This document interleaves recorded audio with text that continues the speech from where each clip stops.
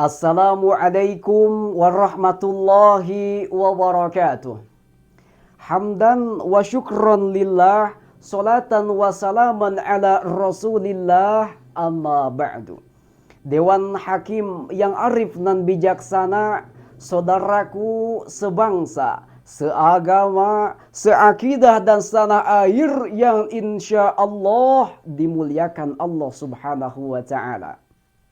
Saudaraku, perlu kita ketahui bahwa agama Islam hadir ke muka bumi ini membawa misi mulia.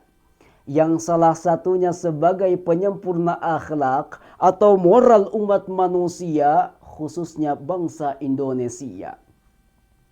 Sehingga umat Islam mampu membangun, merawat dan mempertahankan hubungan baik kepada Allah maupun kepada alam dan seisinya termasuk kepada manusia. Akan tetapi ironisnya saudaraku, fenomena radikalisme agama bertebaran di mana-mana bagaikan wabah yang melanda negeri tercinta.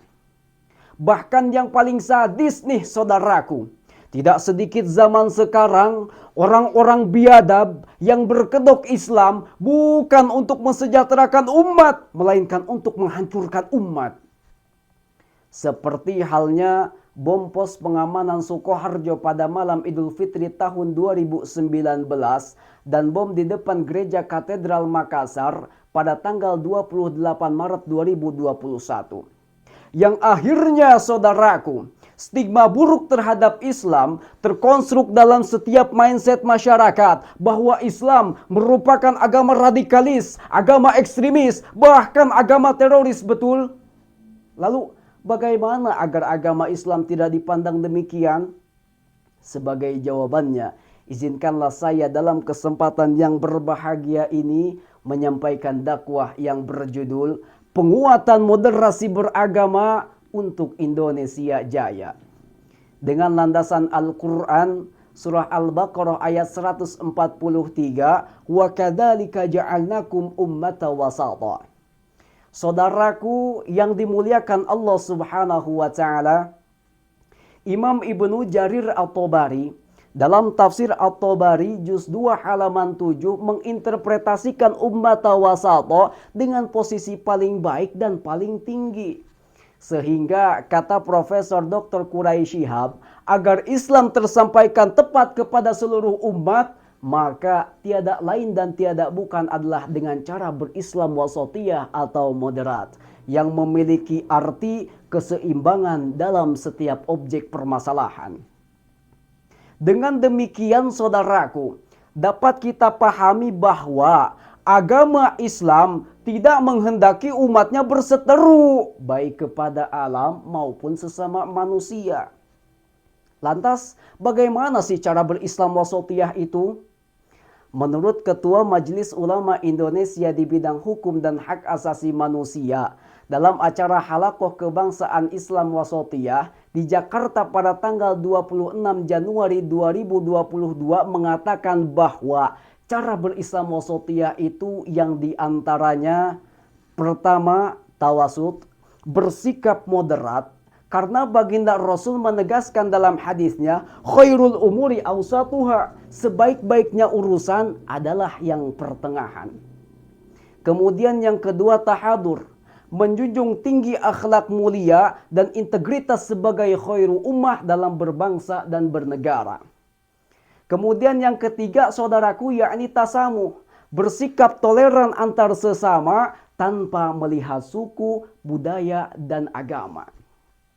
Allah Subhanahu wa taala mengatakan dalam Al-Qur'an, penggalan surah Al-Hujurat ayat 13, wa ja'alnakum syu'uban wa qabaila lita'arafu. Kalau dalam kitab Sofatut Tafasir jilid 3 halaman 236, Imam Ali As-Sabuni menginterpretasikan lita'arafu sebagai liyahsula bainakumut ta'aruf wa ta'alluf. Agar kita saling mengenal, saling membangun, saling bersinergi. Agar apa? Agar timbul sikap toleransi dalam berbangsa dan bernegara. Hal ini senada dan seirama juga dengan Pancasila poin ketiga, yakni persatuan Indonesia. Saudaraku yang dimuliakan Allah Subhanahu wa taala. Akan tetapi realitanya nih, persatuan yang kita harapkan tapi perpecahan yang kita dapatkan, betul?